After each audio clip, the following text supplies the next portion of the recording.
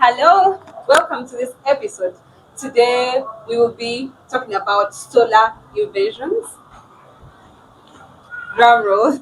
Okay, so we have a young gentleman here who is doing great things in the aquaculture landscape, creating solutions, big inventions, and he's going to tell us all about it. So, hello, Willy. Hi. So tell us your name, what you do. Then we get into it. Yes, hello everyone. My name is Katumwa Willy, and I am the director, Twavve Ltd. Some people call it Twavve Ltd. And we do an automated solar fish feeding machine. Yes. All right. So, like he said, Willy and a colleague or colleagues have invented something called a solar automated fish feeder. Someone should be clapping. This is one in a million inventions. Is there anyone else doing it in Uganda? Not really. You see what I'm saying? All right, so tell us all about it. How does it work? What's it about, And what inspired this invention? Yes, an automated solar fish feeder. It is a fish feeding machine that feeds fish based on the fish appetite to feed. So it utilizes artificial intelligence to determine the quantity of feeds that the machine has to give to the fish.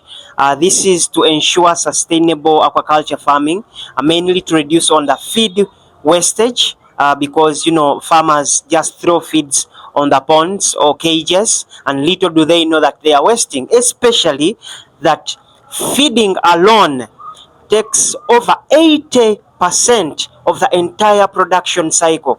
That is wastage of money, not just looking at the feeds. Yes. So how it works, it has a hopper where the farmer just puts the feeds into the hopper, and that's all. So the farmer just keeps to monitor, and with the mobile application, the farmer is notified when to refill the feeds. So when it comes to the right time for the fish to feed, when it is the right time, of course, the machine will measure the exact quantity that this fish has to feed on. So it looks at a number of parameters before the machine dispenses the feeds to the fish. So one of them, it looks at the growth stage of the fish. It looks at the number of fish that you stocked into the production unit. It looks at the water quality, especially for those who do fish farming in tanks, because water quality is a key to those, not like those who do cage farming where water is more replenished. So when it's the right time to feed the fish, it will dispense the feeds to the fish, and the fish will eat. And of course, remember, it has determined and tracked the appetite of the fish, so there is no wastage at all.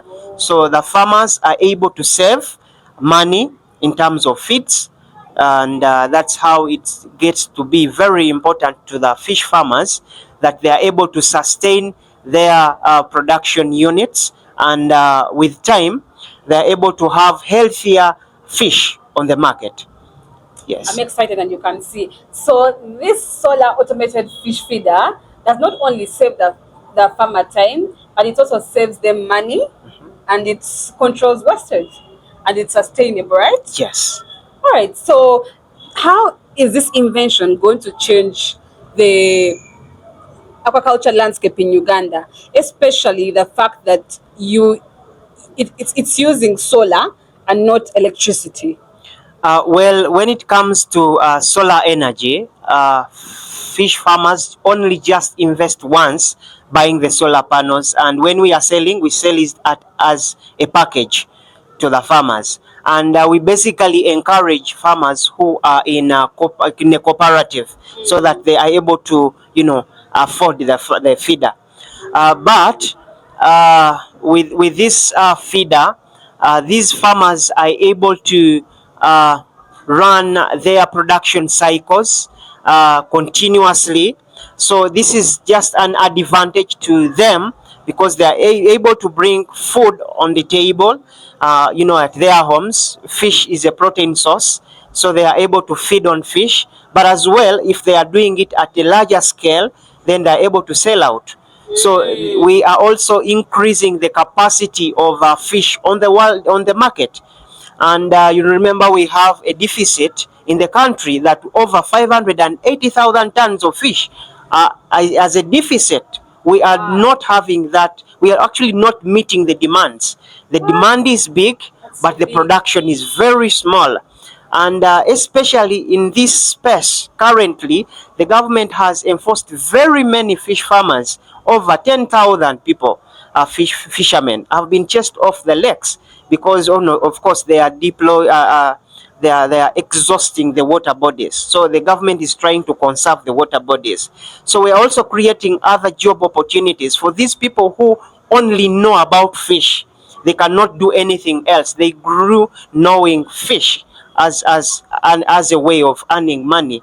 So we have very many wetlands which the government is also encouraging to use as an activity for fish farming. Besides, actually, they are trying to tell people to run away from growing rice in those wetlands, so they are encouraging them to grow fish.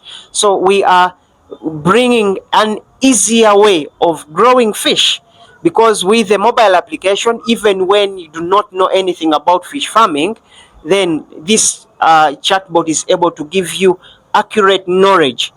Okay, so you are able to be educated about fish farming, and you're able to doing it smart. Even when you have other jobs you're doing, you don't need to be on farm.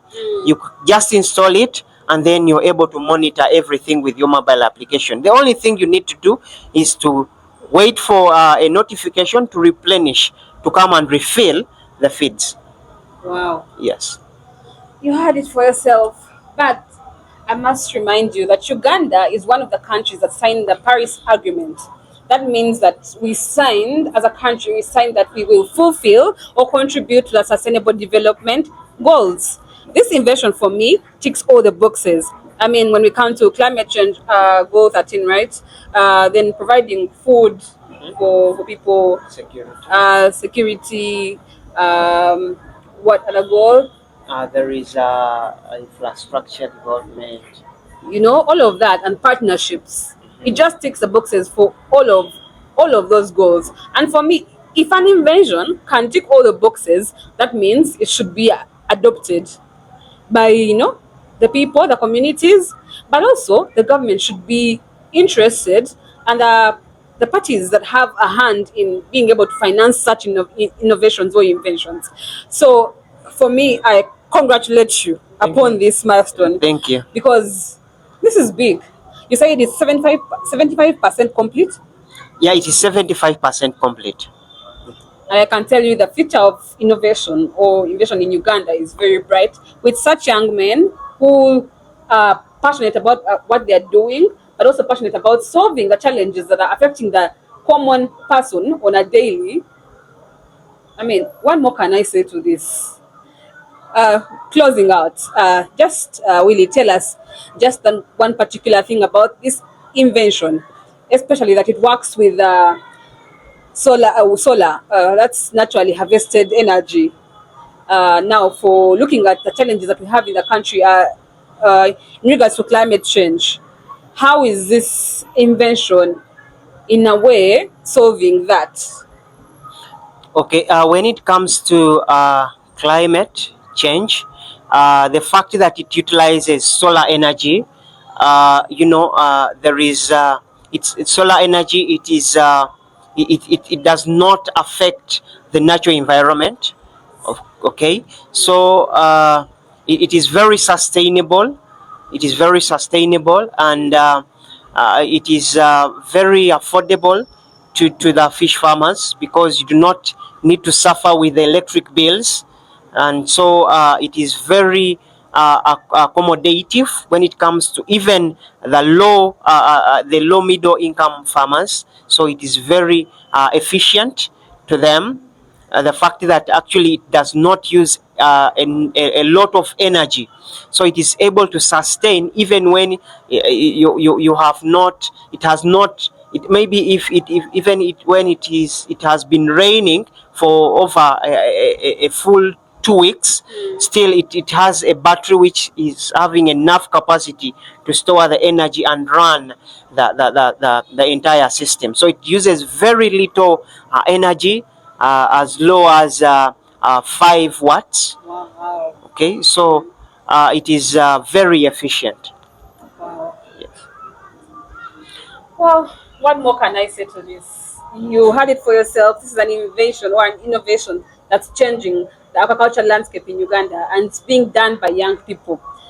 For those who are listening or watching us, I hope you've picked a thing or two, but we shall be back with the next episode and we will have a bigger discussion with Willy and your colleague, Charles, and you'll get to know how far this invention has gone, how is the uptake, all of that. So see you in the second episode.